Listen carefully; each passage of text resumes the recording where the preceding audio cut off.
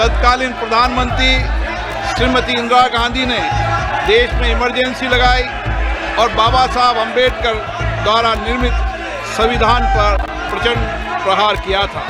भारत की पहचान पूरी दुनिया में लोकतंत्र की जननी के तौर पर। इसके साथ ही हम उन सभी लोगों की संकल्प शक्ति की सराहना करते हैं। भारत के इतिहास में 25 जून 1975 के उस दिन को हम हमेशा काले अध्याय के रूप में जाना जाएगा। इस दिन मूल्यों को कुचला गया और अभिव्यक्ति की आज़ादी का गला घोटा गया। इमरजेंसी के दौरान भारत के नागरिकों के अधिकार नष्ट कर दिए गए, पूरे देश को जेल खाना बना दिया गया। तब की तानाशाही सरकार ने मीडिया पर अनेक पाबंदियां लगा दी गई थी।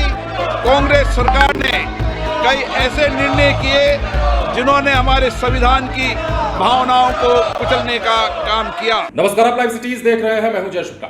लोकसभा सदन में जबरदस्त हंगामा हुआ है। लोकसभा में जब स्पीकर ओम बिरला अपनी बातों को रख रहे थे, इस दौरान विपक्ष ने खूब हल्ला करना शुरू कर दिया और जमकर नारे लगाए जाने लगे। अब यह नारा इसलिए लगाया जा रहा था क्योंकि ओम बिरला ने 1975 की इमरजेंसी का जिक्र कर दिया था और बताने लगे थे कि किस प्रकार 25 जून 1975 को इंदिरा गांधी के शासनकाल में देश में इमरजेंसी लगाई गई और उस इमरजेंसी का कितना व्यापक असर देश के लोगों पर, देश की पत्रकारिता पर और विपक्ष के नेताओं पर पड़ा था। किस प्रकार जेल में ठूसने का काम किया गया था और किस प्रकार तानाशाही रवैया अपनाया गया था। इतना सब कुछ सुनने के बाद ही लोकसभा सदन में विपक्ष ने जमकर हंगामा करना शुरू कर दिया और किस प्रकार से हो हल्ला हुआ, किस प्रकार से नारेबाजी होने लगी, वो तमाम तस्वीरें हम आपको दिखाते हैं। माननीय सदस्यगण, ये सदन 1975 में देश में आपातकाल इमरजेंसी लगाने के निर्णय की कड़े शब्दों में निंदा करता है। इसके साथ ही हम उन सभी लोगों की संकल्प शक्ति की सराहना करते हैं जिन्होंने इमरजेंसी का पुनर्विरोध विरोध किया, अभूतपूर्व संघर्ष किया और भारत के लोकतंत्र की रक्षा का दायित्व निभाया। भारत के इतिहास में 25 जून 1975 के उस दिन को हम हमेशा काले अध्याय के रूप में जाना जाएगा।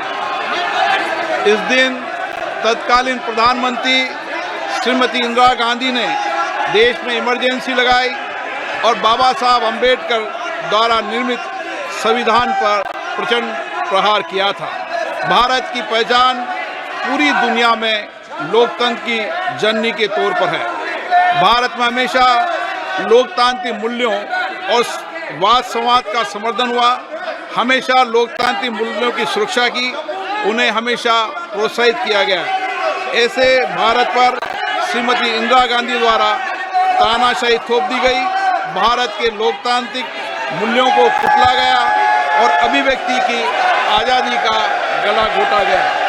इमरजेंसी के दौरान भारत के नागरिकों के अधिकार नष्ट कर दिए गए, नागरिकों से उनकी आज़ादी छीन ली गई। ये वह दौर था जब विपक्ष के नेताओं को जेल में बंद कर दिया गया, पूरे देश को जेल खाना बना दिया गया।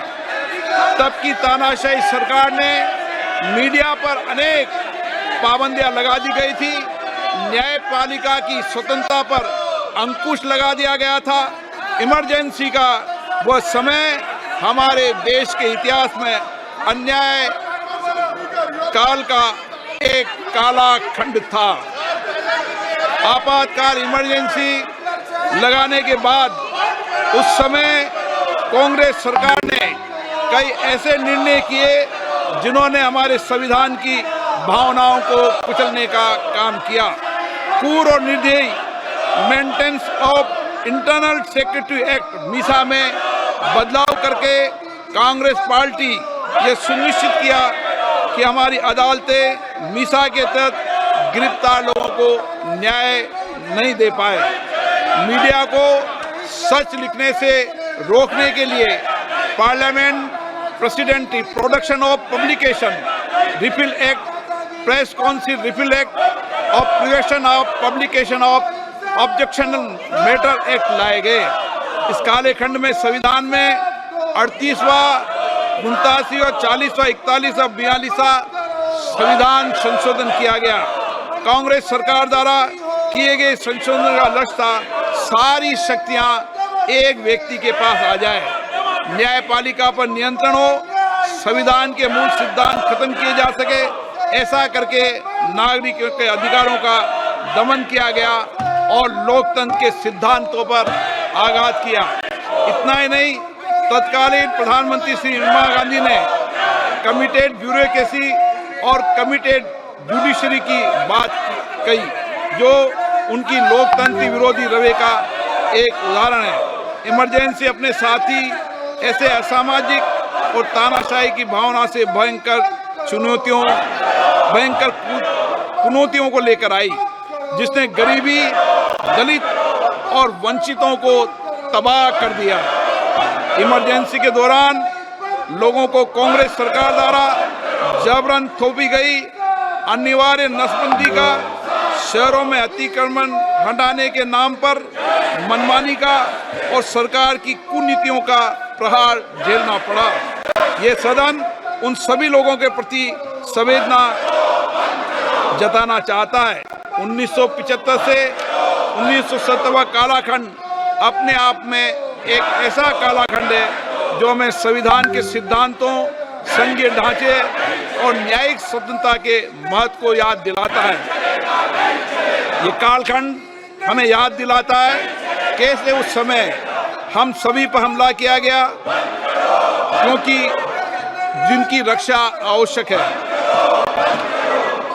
ऐसे समय में जब आपातकालीन इमरजेंसी के 50वें वर्ष में हम प्रवेश कर रहे हैं, ये 18वीं लोकसभा बाबा साहब अंबेडकर द्वारा निर्मित संविधान को बनाए रखने, इसकी रक्षा करने और इसे सुरक्षित रखने की अपनी प्रतिबद्धता को दोहराती है। हम भारत में लोकतंत्र के सिद्धांत, देश में कानून का शासन और शक्तियों का विकेंद्रीकरण अक्षुण्ण रखने के लिए प्रतिबद्ध हैं। हम संवैधानिक संस्थाओं में भारत के लोगों की आस्था और उनके अभूतपूर्व संघर्ष, जिनके कारण इमरजेंसी का अंत हुआ और एक बार फिर संवैधानिक शासन की स्थापना हुई, उनकी सराहना करते हैं।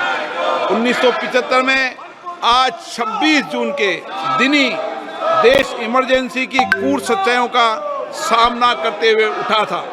1975 में आज के दिन कैबिनेट ने इमरजेंसी का पोस्ट फैक्टो रेक्टिफिकेशन किया था। इस तानाशाही और असंवैधानिक निर्णय पर मोहर लगाई थी। इसलिए हमारी संसदीय प्रणाली अनगिनत बलिदानों के बाद मिली दूसरी आज़ादी के प्रति अपनी प्रतिबद्धता को दोहराने के लिए आज के प्रस्ताव किया जाना आवश्यक है। अब हम ये जानते हैं कि हमारी युवा पीढ़ी लोकतंत्र के इस काले अध्याय के बारे में जरूर जानना चाहिए।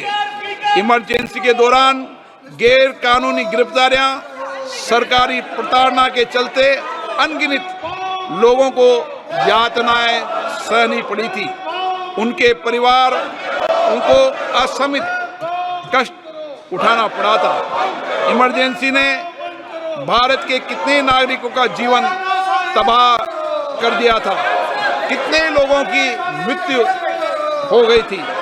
इमरजेंसी के इस कालेखंड में कांग्रेस की तानाशाह सरकार के हाथों अपनी जान गंवाने वाले भारत के ऐसे कर्तव्यनिष्ठ और देश में प्रेम करने वाले नागरिकों की स्मृति में हम सब 2 मिनट का मौन रखते हैं।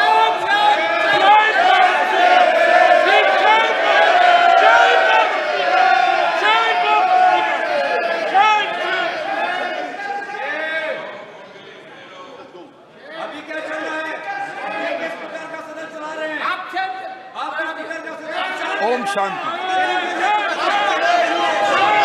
सभा की कार्रवाई दिनांक 27 जून 2024 को राष्ट्रपति के अभिभाषण की समाप्ति के आधे घंटे के पश्चात के लिए स्थगित की जाती है।